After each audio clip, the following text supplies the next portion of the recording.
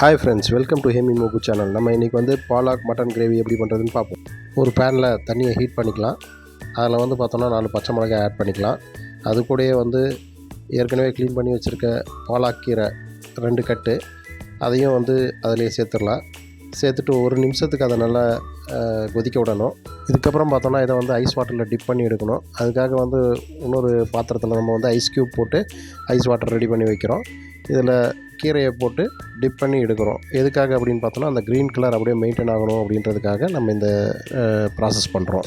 இப்போ ஐஸ் வாட்டரில் நம்ம கீரையை ஃபில்டர் பண்ணி எடுத்துக்கலாம். அது கூட பச்சை மிளகாயும் இருக்குது. இந்த ஃபில்டர் பண்ணுற வாட்டரை பார்த்தோன்னா தனியாக நம்ம அப்படியே ஸ்டோர் பண்ணி வச்சுக்கலாம். இது மொத்தத்தையும் அப்படியே ஒரு மிக்சியில் போட்டு கிரைண்ட் பண்ணி எடுத்துக்கலாம். நம்ம ஃபில்டர் பண்ண ஐஸ் வாட்டரை ஃபர்தராக மட்டன் வேக வைக்கிறதுக்கு யூஸ் பண்ணிக்கலாம். நான் பார்த்தோன்னா 3/4 கிலோ மட்டன் எடுத்திருக்கேன். 1.5 ஸ்பூன் மல்லி எடுத்து அதை அப்படியே லைட்டாக இடிச்சிக்கலாம். இது நல்ல டேஸ்ட்டு கொடுக்கும் நமக்கு. வேணும்னா நீங்கள் இதை மிக்சியில் கூட லைட்டாக போட்டு அரைச்சி எடுத்துக்கலாம். இதே மாதிரி 1 டேபிள் ஸ்பூன் சோம்பு எடுத்துக்கலாம். அதையும் லைட்டாக அப்படியே இடிச்சிக்கலாம். 1 கிராம் சிக்கன் கைமா எடுத்திருக்கேன். நீங்கள் வேணும்னா மட்டன் கைமா கூட பண்ணிக்கலாம். அதாவது எலும்பில்லாத சிக்கனோ மட்டனோ எடுத்து ஒரு 100 கிராமை மிக்சியில் போட்டு நல்லா அரைச்சி பேஸ்ட் மாதிரி பண்ணிக்கணும்.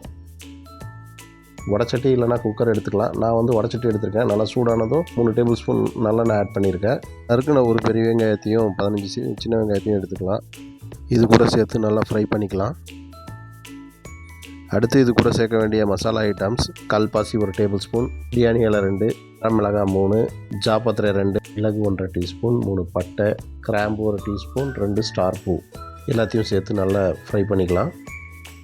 நல்லா ஃப்ரை பண்ணதுக்கப்புறம் ஏற்கனவே இடித்து வச்சுருக்க மல்லிப்பொடி, பொடி பண்ணி வச்சுருக்க சோம்பையும் இது கூட சேர்த்துடலாம். இஞ்சி பூண்டு பேஸ்ட்டு 1/2 டேபிள் ஸ்பூன் இது கூட சேர்த்துக்கலாம். நல்லா ஃப்ரை பண்ணிக்கலாம்.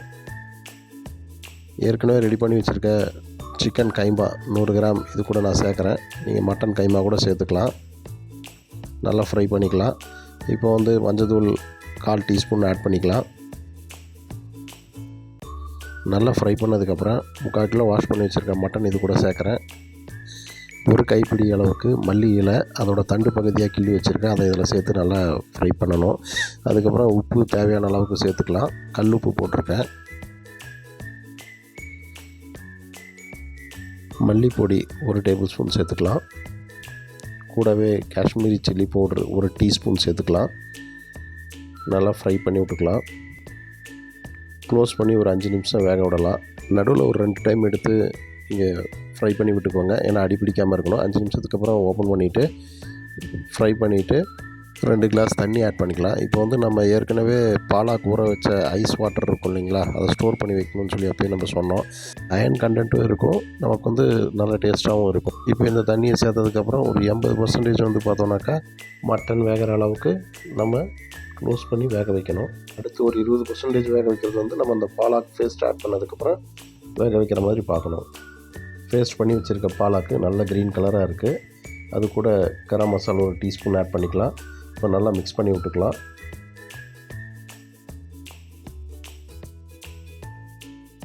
இப்போ திரும்ப க்ளோஸ் பண்ணி விட்டு நல்லா கறி வேகிற வரைக்கும் வேக வச்சிடலாம். ஒரு 3 நிமிஷத்தில் வெந்துடும். இப்போ ஒரு கைப்பிடி அளவுக்கு மல்லித்தலை சேர்த்து நல்லா மிக்ஸ் பண்ணிக்கலாம். கிரேவி கலர் நல்லா க்ரீனிஷாக வந்திருக்கு. இது பார்த்தோன்னா சப்பாத்தி, தோசை, சாப்பாடு எது கூட வேணாலும் சாப்பிட்லாம். நல்லா டேஸ்ட்டாக இருக்கும். பசங்க இந்த கலரை பார்த்தாலே லைக் பண்ணி சாப்பிடுவாங்க. இந்த பாலாக் மட்டன் ரெசிபி உங்களுக்கு பிடிச்சிருந்தா லைக் பண்ணுங்கள், ஷேர் பண்ணுங்கள், சப்ஸ்கிரைப் பண்ணுங்கள். இன்னும் நிறைய இந்த மாதிரி வீடியோஸ் பார்க்குறதுக்கு. தேங்க்யூ.